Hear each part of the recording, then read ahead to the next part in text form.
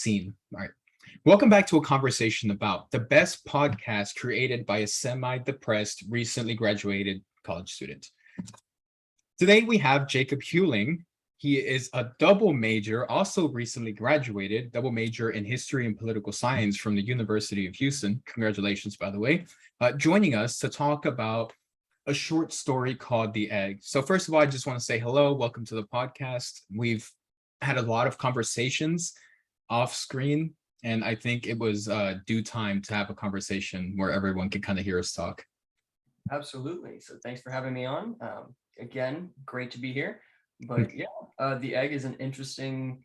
I think everyone kind of knows it inherently, or at least Mhm. to some degree, but they don't know the story. And so it's really, I think it's an interesting thing to kind of put two and two together. And it's definitely it's a good thought process. It's like at the end of the day, we still don't know, so might as well hypothesize a little bit. Yeah, sure. And so for those of you who don't know what we're talking about, it's a short story called The Egg. And I'll give you just like a brief synopsis of the plot. And Jake, if I miss something, feel free to interrupt me and correct me. It's all cool. Um, Basically, the story starts when a person dies. And it's a conversation between a narrator and the person that died. The narrator is some sort of God figure to the person. And the conversation kind of goes something to the effect of this.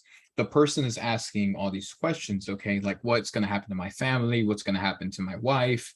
Um, your God, is God is real? And this God creature or this God being is explaining to him, well, your family's going to be okay. And yes, I am a God. And there are people like me that you would consider God. And throughout the course of the dialogue, the person comes to find out that he's going to be reincarnated. And he says, oh, so the Hindus got it correct. They're the right religion. And this God being says, well, every religion kind of has, their kind of thing, and everyone is kind of right in their own way. But yeah, you're going to be reincarnated. And so he gets curious about that. Well, who am I going to be incarnated to? And he tells him it's going to be, in the version of the story I heard, it was going to be a peasant Chinese girl in, the 100th century or whatever, a really long time ago. And and the person starts thinking, have I ever interacted with myself? If I'm getting reincarnated, have I ever, interacted with myself? And the God being says, well, yeah, you do it all the time. And the person comes to realize, wait, hold on. How many times have I been reincarnated? And that's when the God being is saying, well, you're reincarnated multiple times. It turns out that you are every person that has ever existed and will ever exist on Earth. And that just blows the person's mind because he starts thinking, I was Hitler. And the God being says, yes, and all the people you killed, you were each person in a different lifetime. And one of the most beautiful things about that story is, well, how come I don't remember it? And he's like, well, it's necessary for you to, not remember things so you can live a full life. And eventually, when you live out every life and every scenario that could possibly happen, then you will be born into a creature like me. And that's kind of where the story ends. Yeah, absolutely. You gave a great synopsis. I think the only thing that was left out was the idea that we are all infant gods. The idea that Mm, we are all the same consciousness just being poured into one vessel. It's kind of mhm, the idea that there is this grandiose consciousness and that these bodies that we possess currently are only able to, fulfill a portion of that consciousness. And so when we die, that portion gets returned to the mass and then again resorted. So I don't know, it kind of goes back to the golden rule of treat others how you want to be treated, because he was talking about, yeah, he was Hitler at one point, but at another point he was Gandhi. At another point he was, mhm. I mean, it changes your perspective on how you interact with other individuals throughout your lifetime. And I think that is the quintessential part of this statement is just treating others how you want to be treated. Right, because so this is a fictional story, or a fictional story. Sorry, playing with a rubber band. This is a fictional story, right? But I mean, it's something we can play with, right? It's an idea we can play with. Like, you are every person that has existed and will exist, to try to create this collective of knowledge so that you can be born into a godlike figure. That kind of sounds like an out there thing, but as we'll get into, there's some ideas you can play with. And one of the things, and I didn't tell you I was going to talk about this beforehand, but one of the things that really got to me, because I think about this question a lot, it's like, wow, is it possible that when I die, I could be reincarnated into somebody else? And eventually there's a cycle. It's a cycle, and eventually I'll reach an end of reincarnation where I become this enlightened being. And that's, a mixture of plenty of religions. But one of the things I'm really curious about is I once heard Neil deGrasse Tyson in an interview talk about kind of like fighting evolution. A lot of people are like, oh, well, there has to be some creator because look at how perfect we are. And one of the pushbacks he gave was DNA or genetic information is highly inefficient. So most of our genetic information inside of DNA makes up only like 1% of our DNA. So like when you picture DNA, it's like this double helix structured, whatever you see in the book, right? Only 1% of that holds your genetic information. The rest is either empty space or something we just don't know about. I don't know if that makes sense to you, but the rest of our DNA is just either empty space or something we don't know about. And that really got me thinking, like, is that stuff we don't know about like a collective of everybody else's DNA, and we're just like experiencing this little bit and it just gets added on? I just started playing with the idea. I know this sounds crazy, but we're going to play with this idea the whole podcast episode. Absolutely. I think that going back to the religion thing too, it's very interesting to see how everyone spins essentially, I don't want to say essentially the same story, but semi-congruent parts all within their own religion. I mean, you have the Abrahamic religion, which of course is Judaism, Christianity, and Muslims. So all of those three individual religions branch off from one thing, and so it's interesting to play around with it for sure. But kind of playing off of the story of the idea that you are everyone is a very interesting thing to think back on, because it changes how you interact with everyone throughout life. It changes how you perceive the world and how you see things that happen to you, because if in some sense, the old saying goes, it's only what 10% of the actual incident and 90% how you react, kind of thing. Mm-hmm. And so by changing the perspective of, oh, they went out of their way to do this because of or in spite of me, to versus looking at it now from, oh, you need to give that person empathy and grace because you don't know what's going on in their situation. And if you portray them as in some form of resemblance of yourself within your own head, I think it shifts a lot of the arguments from being you versus them to now you and them versus the issue. And so by doing that, I think it takes a lot of the hate out of the argument. And goodness gracious, we need less of that. So I was recently reading a book that talked about how, well, many books talk about this, but deep down, a lot of the times we just want to feel understood by the person we're talking to. That doesn't necessarily mean you act upon those feelings. Like in a conversation, you don't have to like actually act upon the feelings and try to do something for them, but like just understanding that everyone kind of goes through their own pain and suffering, their roller coaster of emotions, and all of these things that feel unique to us. And having someone say, hey, you know what? I understand what you're going through. That can do a lot for people, and going back to the story, when the thing about playing with it is if you actually consider that you are every one of these people that have ever existed, it gives you a little more of a heart to say, damn, you know what, maybe I shouldn't be mean to this person, or maybe I shouldn't be mean to everyone. Like maybe I shouldn't think the whole world is out to get me.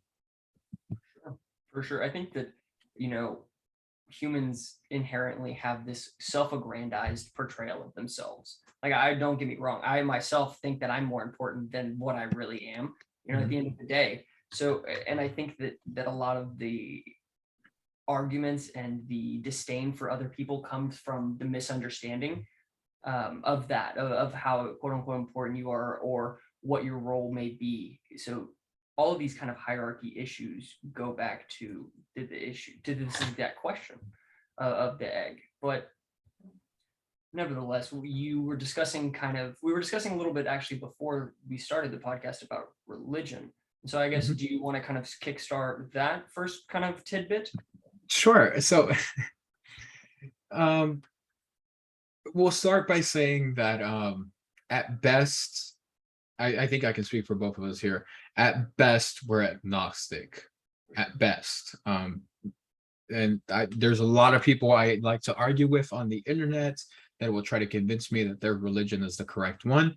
I 100% respect your opinion on it. And so here's my thing. So on religion, if religion helps you get through different things in life and like, helps you stay true to yourself and do good things, then 100% I will always support that. Um, when you start antagonizing other people and, demonizing them, that's when I have an issue. But other than that, I don't necessarily have a problem with religion. And everyone is always going to use their religion to tell you why their religion is correct. And a lot of them will say, well, there's science to back it up. But I mean, that's getting in the weeds of things. A big preface to say I was watching a Family Guy episode, which is a big change in the dynamics of this conversation. I was watching a Family Guy episode where the Griffin family meets God. No, meets Jesus. Sorry, meets Jesus. Jesus makes several cameos in that show, but they meet Jesus, and Brian is a big atheist. He's like, "Well, if you're real, what religion was correct?" And Jesus in this show is just kind of making fun of religion, but he's like, man, they're all decent. Just stick by one, follow the rules, and you'll be okay. And that was a jokingly way of saying the same thing that this story said, where that godlike being said, they all have some merit to them. Stick to one and be the best person you can possibly be. With that being said, like within those rules and everything. So, with that being said, I don't know if I have anything against religion. It's not something I choose to do. I think we can find meaning in life many different ways, and being religious is not a prerequisite of it. I'm not sure if that was a direction you wanted me to take this conversation, but that's exactly where I went, and I apologize. No, you're good. I actually kind of almost have like I guess I would have the opposite opinion Oh, on okay. it. I think that a religion does do some damage. Mhm. I really got into this huge stint during the height of the pandemic of watching Christopher Hitchens videos on YouTube, and just a prolific atheist, very well spoken, if not the most well spoken individual that I've just come across in most recent times. But he was discussing a lot of the problems inherent within religion and the idea, like you were talking about, using the book to prove the existence of the material within the book. That's Mhm. kind of faulty. And so Mhm. that, of course, has led me to some other, I wouldn't say realizations, but some other ideas about the church that I have. I mean, the idea that growing up, or at least I was taught, this of course is very personal, but I mean, Mhm. growing up, I was kind of taught this fire and brimstone hell that, if you don't believe and trust and take God into your heart, you will perish for eternity and be burned and just suffer. It was just portrayed as this mass suffering. And of course, as my 11, 10-year-old infantile brain, well, adolescent brain, is over here just freaking out. And so, of course, what do? Is go and join. I think that I Mhm. agree with you in the sense that it does provide a fantastic communal aspect. I mean, Mhm. that is the one thing that I agree with, is that you need a community to be able to thrive. And so with that aspect being taken out, it can be applied to other places. I mean, it doesn't have Yeah. to be the communal places being the church, but I do think that American society kind of creates this independent isolation where we feel almost almost isolated from even our neighbors. Like I haven't, not personally, but I know that there are stories from other people that I've met that they don't even know who their neighbor is. They live in an apartment Mhm. complex and has never even met them. And so it just is such a different lifestyle that we are taught over here with this lack of community. So many people go to church to find that community. Now, I Mhm. think if we could put that somewhere else, that would be fantastic. Because in the same breath, the church does use their power in other malicious ways. I mean, there are, of course, the multitude of problems, like the most recent being the potential overturning of Roe v. Wade. I mean, I want to say potential, but at this point, we pretty much know that the justices' opinions have been leaked. We understand kind of where they sit. It's not, there's not a high likelihood that they're going to change their opinion on this. And so I think that of course crosses a massive threshold, is when you start infringing on other people's rights based on your religion. There's nothing that says that I have to subscribe to your religion and then thus ascribe to your belief system. I mean, it's one thing, and I wholeheartedly agree with you, everyone is entitled to their own beliefs, whether that be Hinduism, Christianity, Judaism. I mean, you are more than welcome to. But as soon as that starts trampling on someone else's right, that's when I have an issue. So I don't know. No, I mean, I lie somewhere in between there, because I generally have a problem with organized religion because of the implications it's had throughout history. And anytime someone says, oh, well, throughout history, I tend to like not pay too much attention to them. But this is one of the things, like, constantly throughout history, we've seen the churches do like just crazy things in the name of Christ. And I'm not really religious, or like I said, agnostic at best, borderline atheist, right? If not atheist. A lot of things get done in the name of religion that I just don't necessarily agree with. And you're absolutely right. One of the arguments, I didn't know this was going to turn into a religious conversation, but we'll jump into another portion of this talk in a second, just in case you don't like us talking about religion. That's okay. No, let me not say that was to me, but but we'll change it in just a sec. No, I'm totally cool with this. I'm totally cool with this. One of the things I think about a lot is, it's okay when your religion is personal to you, but like you said, when it starts infringing on other people's rights, it's like, come on, man. Like, there's a reason that the separation of church and state is so important here. And when I hear people say, well, we just need to put more Jesus in school, we need to put more this and that, it's like, do you understand the implications you're asserting with that? You know, like, what if we all took a vote today to put religion back in school, but we had a multiple choice on which religion it was going to be, and because you were so certain your religion was going to be the one, you know, you really pushed for this vote, and at the end of the day, it turns out that most people voted for a different religion. What if they voted for to have, I don't know, Buddhism taught in schools? And then everyone gets taught about the Buddha, and then you're like, man, I don't like how they're indoctrinating my student or my child into Buddhism. It's like, well, it's the same way, because of the nature of how America is a combination of cultures and ideas. You can't just say we need more Jesus in school, because there are some parents, and there are a lot of parents, there's a lot of people that don't agree with your religion. And I think a lot of people say, well, if we just had more religion in schools and religion in government, a lot of these problems would be solved. I would beg to differ. Yeah, I agree with that. I would almost say it's the opposite. I mean, wouldn't you want someone who doesn't have any particular, doesn't ascribe to some particular belief system to be able to represent everyone? I mean, I'm not saying that anyone who does ascribe to a particular belief or religion is worse. I'm just saying, in the aggregate, it would be easier for that person to advocate for everyone if their own belief system wasn't clouding their in some way, shape, or form. Because then all you see is confirmation bias. Like, everything you see would be, oh, well, my holy book, my Bible, what my Torah, my, you know, whatever, my Buddhist teachings, whatever it may be, said this was going to happen, and now it's happening. And you start getting this, you know, confirmation bias, and you're kind of like, you know, beefing your own argument up just because of what you believe. I don't know if that makes sense. I went to a high school where we had a class called World Geography. It was kind of like an anthropology-ish class where we looked at different areas or different countries around the world.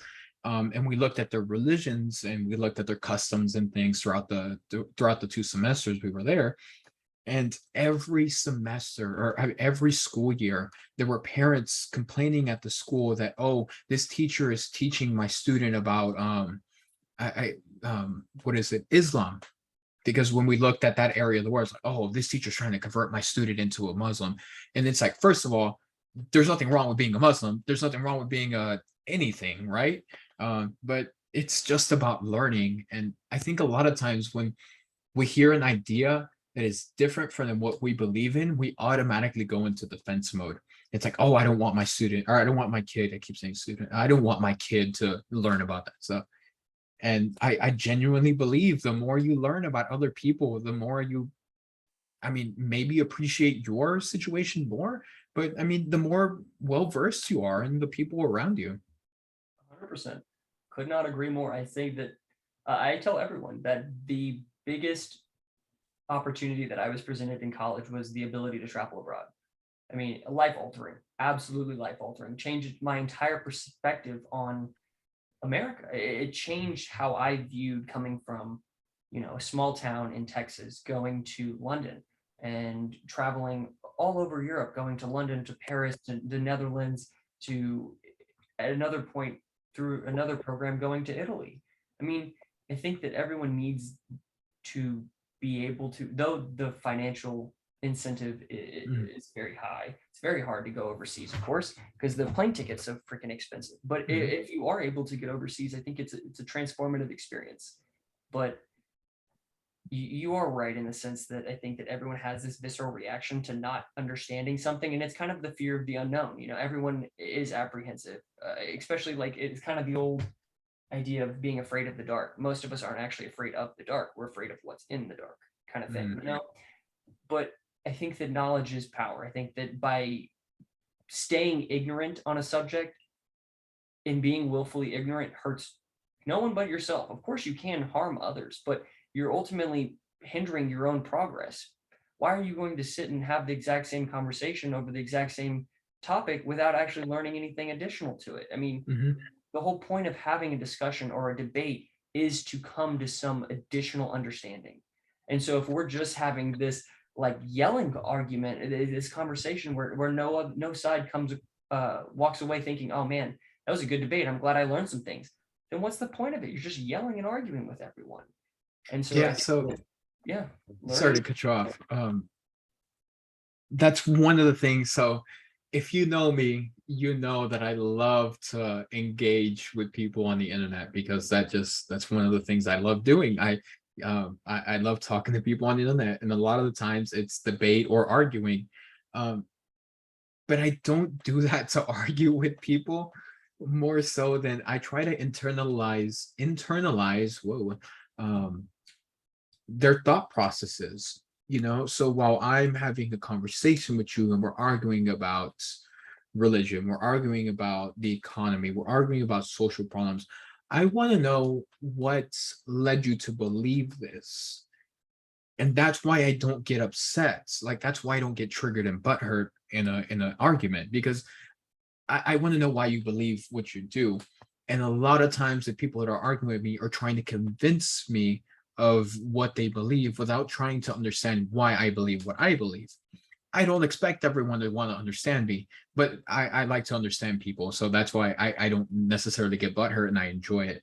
I think if we wanted to progress together, it would be very beneficial if we, let's see, it would be very beneficial if we at least empathized with the people that are on the other side of the aisle, on the other side of that have contrary beliefs to ours.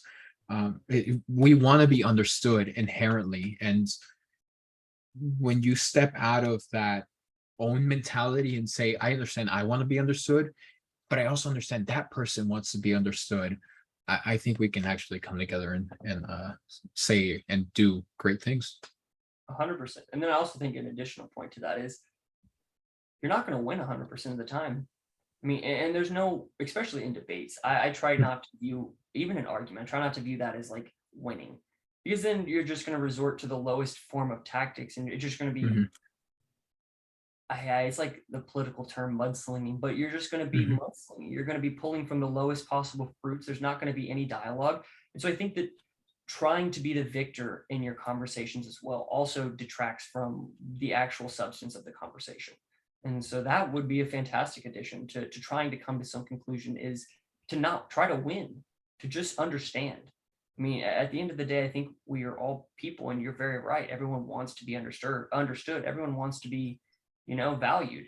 And a lot of the times, I think it's our environment that has such a large impact on who we become that we don't even recognize, because we don't recognize how large of the impact the environment has on us, because we've only ever been in that environment, is what was what I was trying Mhm. to say. But like I was kind of saying, studying abroad and getting out of this small town Texas changed my perspective on the world. I think it changed my perspective on how I interact with people, how I value, and choose my friends, uh, how I set my own values for myself. It changes a lot. And I think that if we, especially as Americans, could just set aside some things and just sit and try to empathize and figure out why, you know, that individual came to that thought process, Mhm. you would get further than trying to just argue to win. Because at the end of the day, it's like, I think a lot of us have this mutual struggle, which is so odd because, like, I see all these TikTok trends and it's like, oh, nostalgia from the 90s. And there's like 2 million likes. It's like everyone has this almost cookie cutter like development. Like we all understand the exact same things. Like little, I don't know what it was called. It was just a robot that had like a little remote control from the 90s. There's a little white robot with the black head, and then it had like the individual attachments on it. Nevertheless, it's just all these things that we all grew up knowing, and we have such a distinctly similar process that if we just sat and tried to figure out, what are our mutual inherent kind of problems that we both share, you can form some kind of friendship or some kind of, you know, better conclusion. Because if nothing forms friendships better than mutual trauma. And so what I hear a lot is, to build off of that, there's a lot of things that we, as a collective, kind of like reminisce about and kind of agree upon, that have nothing to do with like political, religious, all these sorts of crazy issues that would pin us against each other. There's a lot of things, like we grew up watching the same cartoons and things like that. There's a there's a theory out there I hear a lot, that humans are the universe trying to understand itself. And I'll tie this back in with the story of the egg, where we are everyone. And when we finally live out every person that has ever existed and will exist, and we can become a godlike being. I i see some, uh not synopsis, what's the word, I see some parallels there, I guess would be the word. Let me stop trying to use big words because I suck at them. I see some parallels there. It's like, okay, like people think that we are the universe trying to understand itself, and then there's this story that says we are everyone that ever will ever exist, and gain a collective knowledge so that we can transcend and be something bigger. I like that idea. I like to play with that idea. And I know we jumped right into let's attack religion, which I don't think we're attacking religion. But a lot of people would be like, oh, we'll probably think that. I don't think we were, just I hope stating our not. own positions on it. But if you're getting butthurt on it, maybe this isn't for you. Whatever. Everyone is entitled to their own opinion as long as that opinion does not infringe on anyone else's Mhm. ability to have practice their freedoms. I wholeheartedly Yep. agree that you're allowed to have religion. That's never the thing. But your Yeah, last but definitely gives a little bit of an existential crisis for sure. The idea that yeah. like we all live our own individual lives, and even though we have our own little realities that we know, at the end of the day, it all gets returned to some larger consciousness.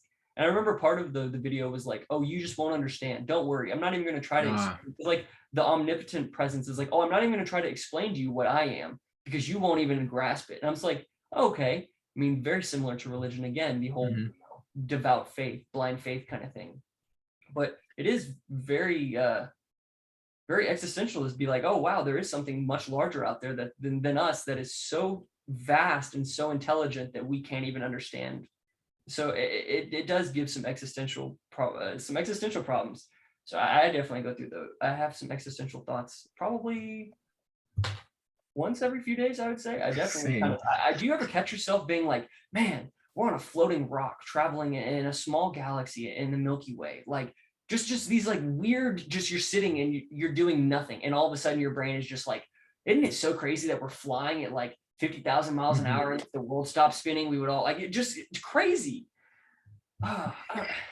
Does A that happen to picture you? that no, that happens to me all the time. A picture that really got me into an existential crisis. A picture that really mind fucked me, or a video that really mind fucked me was a picture of how the solar system actually moves through space. So you have the sun spinning like this and the earth spinning around it. I can't even do the hand motions for it, but it's like all kind of a swirl moving in space. And I was like, anytime I see the solar system, anytime we see a solar system, it's on this like plane and we see the planets orbiting like this. But when you Mm, see it moving through space and then you see the galaxy moving through space, it's like, what the fuck am I? yep, Like, yep. what am I on this rock? A piece of Homo sapien. sentience.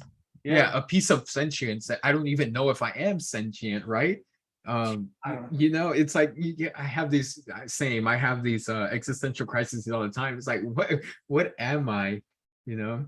For sure. And then I'm also like, I go through the exact same thing where I'm like, oh, this is always too in relation to my job for some reason. It's like, oh, why am I even going in to make money? We're just living in a floating rock. Like, what's the point of going and making all of this money to go spend on commodities? I'm like, oh, I just want to live in my hut in the middle of some wilderness. And but I also know at the end of the day, it's like I would never be able. I enjoy creature comforts far too much to be able to exclude myself from society.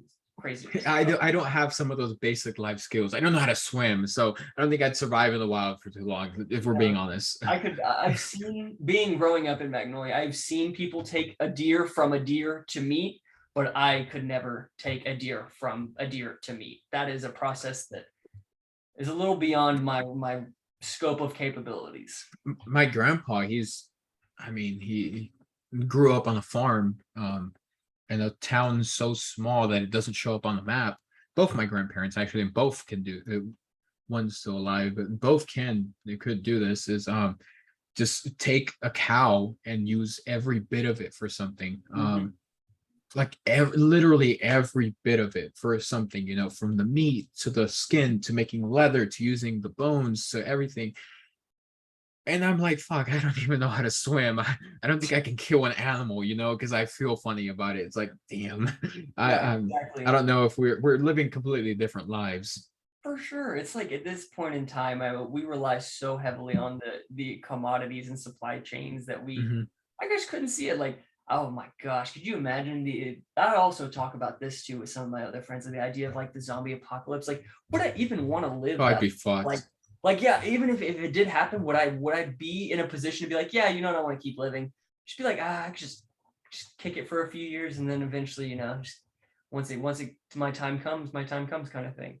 But I definitely Isn't it? So this is 100% off the topic of the egg, but this is how conversations go. Isn't it interesting that when we see apocalypse scenario movies or stories or books or anything like that, the initial problem is only a problem for so long, then people become the problem. So, for example, The Walking Dead, the first two seasons, I would say, maybe the third one sucked. Sorry, AMC, sponsor us, please.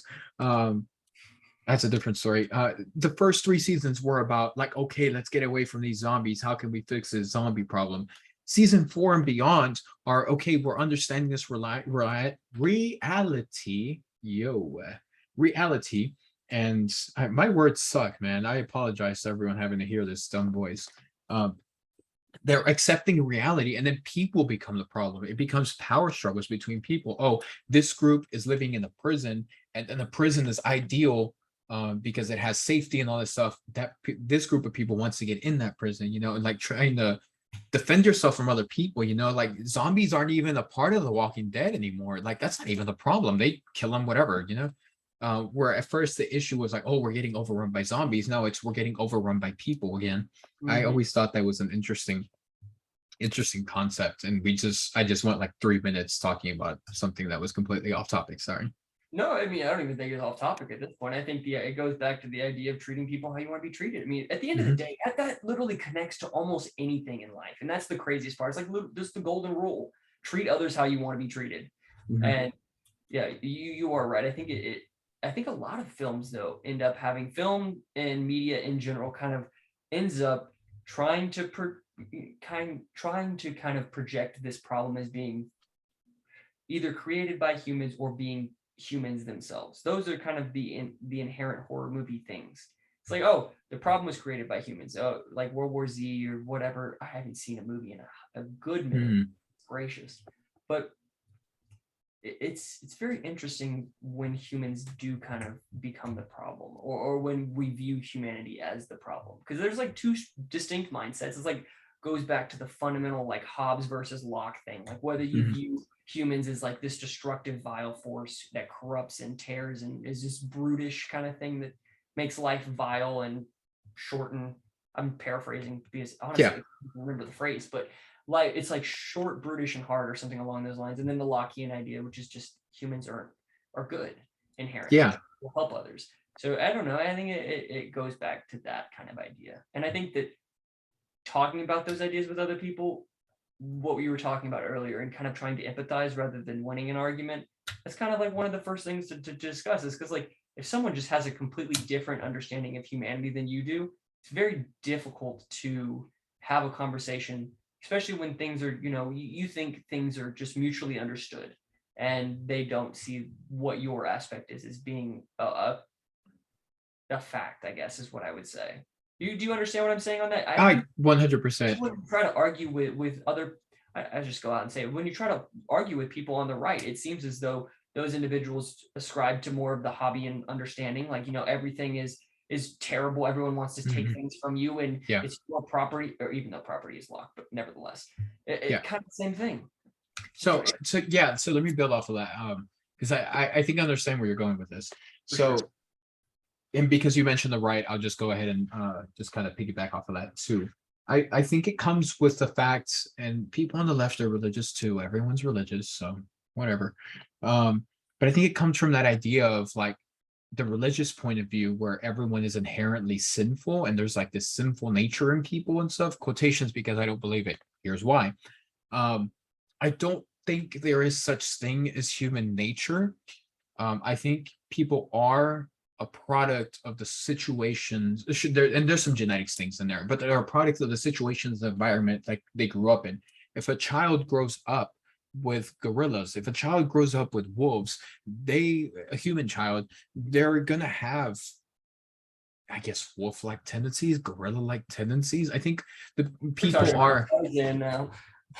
I think we are one of the most adaptable species out there, and that's what makes us special, that we can adapt so great to the environments around us, and that's why we can do so many things. But I don't think people are inherently evil or sinful. I think a lot of what people think is sinful in nature is just an extension of the need to survive, and the evolutionary need to survive and the evolutionary need to avoid suffering, and all of these kind of consequences, stealing and all these other things, lying, are a direct result of that. Well, I don't want to die of starvation. This person has food. Let me go take it from them. That's wrong because and then what is right and wrong, but that's a different thing, right? But granted, we'll grant this as being wrong. Taking something from someone else is wrong because they went out to get the food and stuff. And you could say, oh, well, stealing is evil, but it's like, I don't, stealing is sinful, but I'm like, I don't know. I think it's a direct result of just not wanting to starve to death. We're so adaptable that we are able to do whatever it takes to survive. And because of religion and because of these other things, we're led to believe that those things are inherently sinful in us. And it's just, consider this a different way of looking at that. If you are 100% religious, consider that as an option instead of blowing us off. 100% to build even off that. I think that, No innuendo intended, but if you want to do that too. I mean, at the end of the day, too, I think that the idea of right and wrong, it kind of trying to touch on that is it's a very difficult conversation. Inherently, there are some things that are right and some things that are wrong. But See, sorry, I don't mean to cut you off, but I don't believe in absolutes and right and wrong. Sorry. really, No, this is why I also don't believe in karma, because if there is such thing as karma, and I got this from my friend Lorenzo, so credit to his thought process that led him to get there, but I wholeheartedly bought into that idea, is that if we understand and believe in karma, that means there is this sense of a universal truth and a universal right and wrong. You know, um, I'm gaining karma points, or I did something good, or I did something, or I'm something bad has happened to me because I did something bad. You know, it's like, oh, it's that whole, you know, it's basically the premise of karma, you know, like do bad things will happen to you, do good things, and good things will happen to you. But who determines what those good things are, and what makes you deserving of good just because you do good? See, I'm That gonna was very convoluted, sorry. no, and I actually kind of think I get where you're coming from, but I would more argue that it's not about whether or not you did something that's good or you did something that's bad. It's the intention behind whether or not it's the intention behind what you're doing is whether or not that is uh, bad. Like if you're uh, trying to do something out of the goodness of your heart, inherently most of the time, if not, I would not, if not all the time, most of the time doing something out of the goodness of your heart is going to be a good thing. And doing something out of uh, spite or sorry. I mean, maybe not. I don't. That's just my viewpoint on it. But like inherently, like I believe that there are things that are wrong and there are things that you should not do. Like, I mean, you should not kill another person. I mean, it is, even though it is a commandment of the Bible, and I don't ascribe to all of the teaching, I still do believe that you shouldn't kill another person. Fair. Okay, there are things that are, but there are exceptions. That's the thing. So I don't believe in right or in, I don't believe there's absolute right or wrong, but there are things that are pretty close to absolute, but there are exceptions, right? So like killing a person is wrong, and that's in the Ten Commandments, but that's in a lot of other religions, and that idea predates Christianity even then. And a lot of people will say, well, Christianity was the first religion, this and that, but no, whatever. I I get on a lot of sides, sorry, but like even the ancient Romans and the, you know, the Greeks and the Egyptians and societies before that understood that just blatantly killing somebody was genuinely wrong, you know, and should be reprehensible. Or I guess that's the right word. But I Yeah, just don't believe there's absolute rights and wrongs. But yeah, killing someone is wrong, and that will generally always be wrong.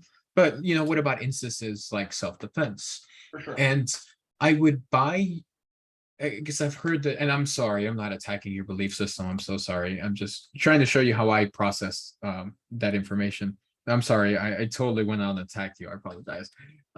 But there's a saying that says the road to hell is paved with good intentions, because bad things can happen as a result of good intentions, and good things can happen as a result of bad intentions, if that makes sense. I agree with you in the And sense it's hard to draw a line there. exactly, but I would say in the aggregate, what you do with good intentions ends up being good things. Like I I agree. have I the agree. intention of like, oh, okay, I'm going to do something nice. I'm going to go and donate to, or I'm going to go donate my time to a charity, or I'm going to go donate money to a soup kitchen. All of these good intentioned things, wanting to help people. I think that that leads to great, good Mhm. things. But No, I nevertheless, agree. You're absolutely right. And I again, I'm so sorry. I immediately debated your thought, your whole it's thought okay. process. I'm so sorry. I I've had my believe you're fair right. share. I have this tendency to take things out to the deeply philosophical, can't even talk, to the deeply philosophical when I don't need to. Like that was some deeply philosophical or I think that was some deeply philosophical shit. But like the way it plays out in the real world, I think you're right. If you have good intentions, you try to do good things to people. I'm 100% on board with you. I'm sorry. No, I get you. Don't get me wrong, and I do understand the whole idea of the road to hell being paved with good intentions. I think that that kind of more comes from ignorance in the sense of trying to impose what you believe is the Mhm. correct thing onto them, rather than letting them tell you what is the thing that they need. I think that that is kind of the case with that. I agree. I think that that is definitely liberals' favorites. I would say. Um, Yeah. mhm. So that was a lot of deep philosophical stuff. Let's play with the egg. What do you want to go next to the idea? Deja vu. I really want to play with deja vu. I've been thinking about this a lot, even as we're speaking. So the whole premise of the story is, and I'll keep saying this, is that you are everyone who ever existed and everyone who will exist. And there's a lot of times when we sit down, or at least it happens to me. I don't know if it happens to anybody else. There's a lot of times when something happens in my life, and I'm like, damn, I think I've experienced this before, knowing darn well that I never have Mhm. those deja vu feelings. And I think you brought up the point that like maybe it was us in another life doing something very similar, or actually doing the thing. I mean, I don't know. I would say that in some form or fashion, I think we discussed a little bit about it before. I almost more agree with your idea of the brain trying to rationalize things whenever it goes to sleep. And the idea that, our brain is continuously functioning 24/7. And even when you are asleep, it just functions at a lower capacity. And it's just storing all the memories and trying to recategorize and make rationale of what you experienced that day. So, I mean, in some sense, I would say that, but then there's also been other instances where, like, I know for a fact I've never been there before Mhm. to this place. I'm trying to give the instance. I remember it was in the UK when I went on the study abroad to London. I'd walked around the corner and I stood there for like 5 seconds just staring, and I was like, I know I've seen this in my dream before. And like 4 or 5 months ago, before I'd even went on the study abroad, I dreamed that I had this exact instance. I was like, Hmm. how is this possible? So there are those instances that are just so far fetched for at least myself to believe, like, oh, it's just the brain trying to rationalize the things. It's like, okay, 5 months ago, I wasn't even planning on going abroad at that point. So I Mhm. didn't, it wouldn't even have crossed my mind. Or there's other instances where, oh, I'll go into a coffee shop, in which I do go into quite frequently. And then I'll have the same reoccurring thing where I will talk to this individual who I've never talked to before. And then, 4 or 5 weeks later, there you go, I'm talking to that individual, whether it be them exactly or whether it be them more in form. It's kind of up to interpretation. I mean, there are Yes. always going to be a couple things off, but does that happen to you? I mean, you said that it happens to you, right? Yeah, that happens, and that happens to me all the time. And when that happens, it's like eerie, but at the same time, it also feels a little warm. Like I've done this before. And as someone that doesn't necessarily believe in this, I don't know, spirituality, I kind of do in my own special way, I guess, spirituality. But as someone that doesn't believe in like the divine stuff like that, that's still something I can't wrap my head around, kind of like coincidences. But that's something I can't wrap my head around. Like, damn, I this is deja vu. Like I've been here before. I've had this feeling before. I've pictured this, whether it be in a dream or I don't even know, like I feel like I've done this before. And it's happened quite often, where when I heard the story of the egg, I thought, you know what? That kind of makes sense. Like the rational side of me understands that it's probably the brain um, analyzing and computing and storing away all the information that we've absorbed throughout the day, and also trying to anticipate the future. And it's probably just like something getting jumbled up in there because of how much memories we have. But a big part of me wants to believe that deja vu is like a real thing, and we experience these things maybe because we've seen them in another life, or maybe a dream or something. I don't know where it comes from. I just know that when it happens, I sit there for about a good 5 to 10 seconds and just in my mind kind of recalibrate everything. I'm like, what is Yeah. going on? Like I know that there have been times where I'm like, am I dreaming? I'm like, nah, no, I'm not. There's no way. I've definitely, I don't know, it is kind of an odd, more tangential, but like lucid dreaming. I've done that a Mhm. few times as well. That shook me up for like a couple days. I was like, wow, am I dreaming now? No, no, okay, cool. But See, that's happened to me too. The whole I'm almost in control of my dream, but not quite. But I'm aware enough to know that I'm dreaming. I don't know. And so our brains produce DMT and things like that. And I that kind of stuff I find interesting, because a lot of people think of that DMT, when you do DMT, as like a portal way, or like a connection with the mind into the spiritual realm. And I've never done those kind of drugs before. And I guess if I would have done them, I probably wouldn't admit to it here. No, I would. I think I would. I think I would, just for the story of it. But that's something I'm always curious about too.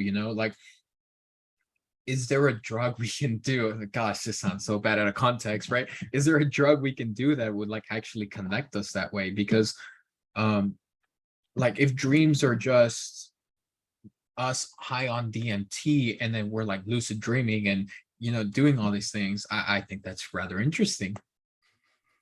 I've never tried DMT either. From what I think that isn't it the one that only lasts like 2 minutes. It's like lasts like 2 minutes, and it feels like it lasts hours. Well, there's a lot of drugs like that, so I hear. Well, that's true too. Be fair, I haven't done them, but yeah. So I know there's a drug. I don't know if it comes from a mushroom. It's not peyote. Um, that most people repeat can tell you that after the initial dosage of whatever this drug is, they hear a voice in their head that says, "I'm glad you found us." And it's like that's been like recorded among multiple. I mean, that could just be hype and like lying about it, but I don't know. Like I would love to think there's some kind of spiritual kind of, as agnostic and atheist as I am, I would love to think that there is a spiritual connection like that within us. Isn't it? I mean, it's pretty inherent though within humans to be like, oh, I wish there was some kind of grandiose power guiding and controlling my life so that it ends up in a good way. I think that Yeah, that's kind of like the overarching theme in religion is like, oh, there's someone higher who's more powerful beyond my greatest imaginations that is up there advocating for my well-being, kind of thing. And yeah, I think, because the brain's trying to rationalize everything and trying to say, well, there has to be a reason for everything, and it's like, okay, somebody else created it, and it's easy to buy that idea. yeah, Um, for but sure. I've always been curious. I don't know if I will ever do those kind of drugs, but I've always been curious about it, especially like recently in the past maybe couple of years. I've started following more Native American creators, and there's a shaman from a tribe that didn't get conquered by the Europeans in Mexico. So they kept a lot of their culture and their traditions because they were kind of off the grid for so long. And he kind of talks about like the ceremonies for like peyote and ayahuasca and all these drugs. It's like peyote is not what you think. You don't go into the desert with a bunch of Native Americans and get high off peyote. It's like these are considered to be like highly sacred ceremonial um, drugs that you take Right. that connect you to like the spirit world with their gods, but not even their gods. Sometimes a reflection of yourself and your inner demons. And what he talks about a lot is people will do these kind of drugs and then see their inner demons or see themselves and not know how to handle it, and that's why they get messed up off these drugs. Um, and I don't know, I that kind of stuff to me is really fascinating.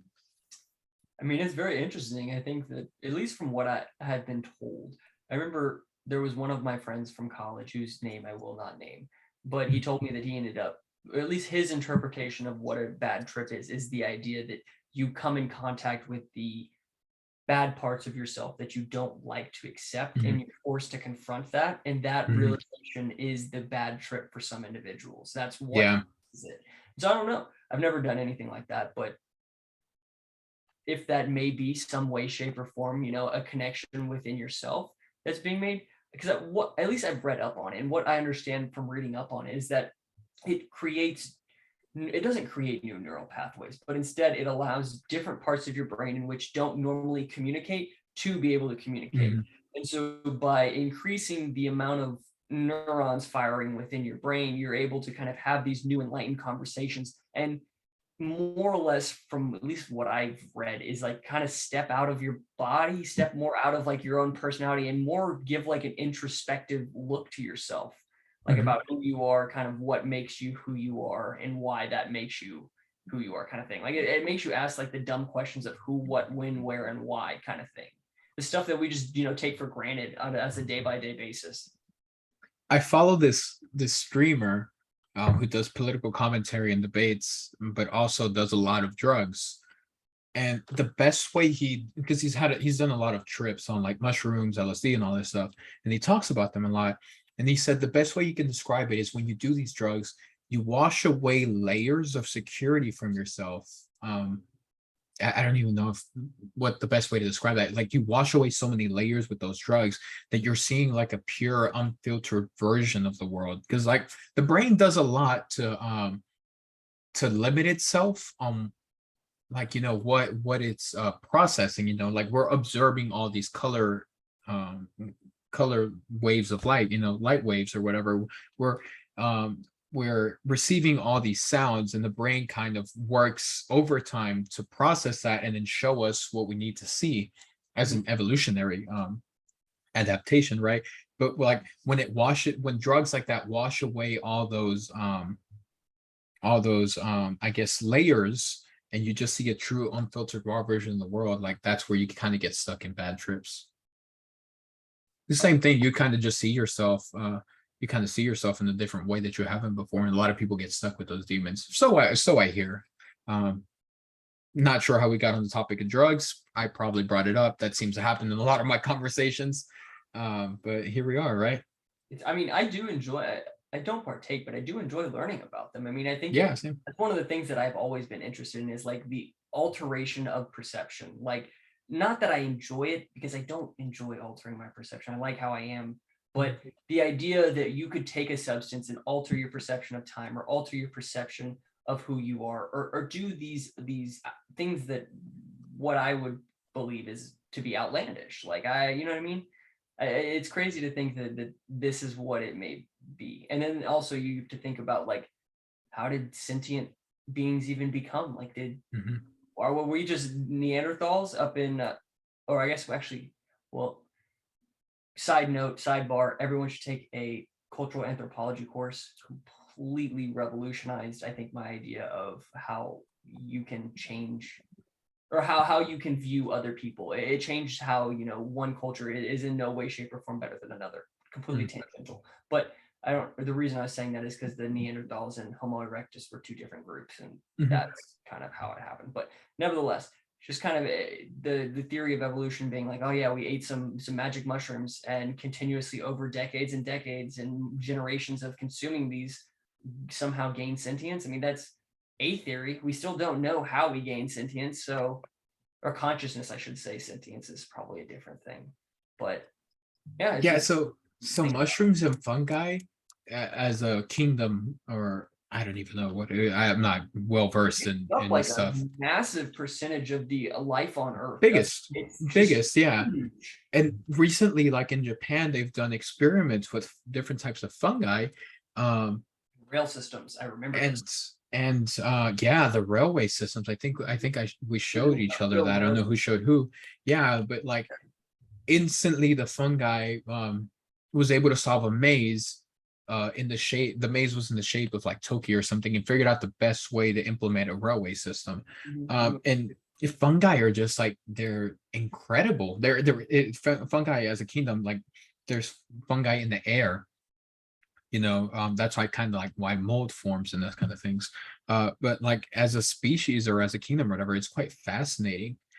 So one last thing on the thing of drugs, and then while they're change subjects, to start cutting it close here, because we've been talking for about an hour, and we could talk for hours. I don't think anybody wants to listen to us, honestly.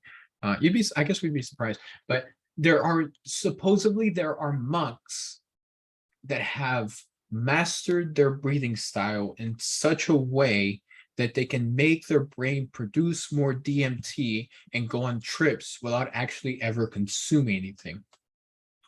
I'll have to read up on that. That sounds super interesting. I know that a lot of where your DMT is produced is your pituitary gland, and I Mhm. know that you can flex the muscles. I don't know a lot of this. It's more Yeah, just like glancing over information in the aggregate, but like you can flex the muscles and control the amount of pituitary excretion. I don't even know if that's the word. I mean, something like but that. yeah, that's it.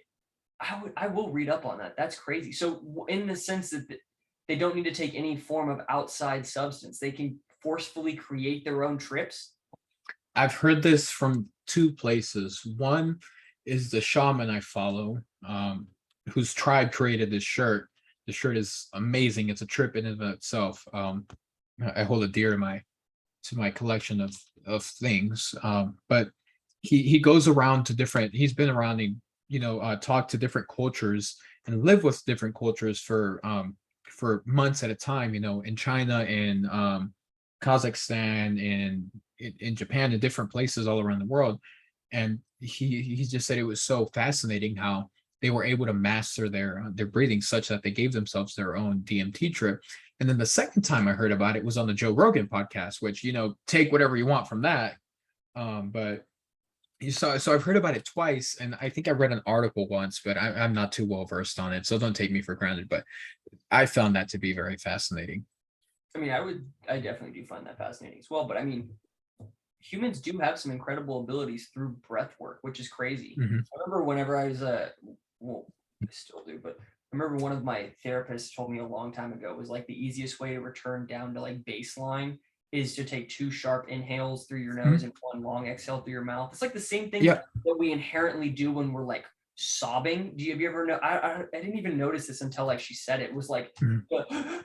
and then the out. Yeah. That's like inherent with sobbing, and Mhm. it's crazy to think that that's how you bring yourself back to baseline just regularly. Like It's like a heuristic or a process your brain knows to do, because there's always a tug and pull between your consciousness and the brain.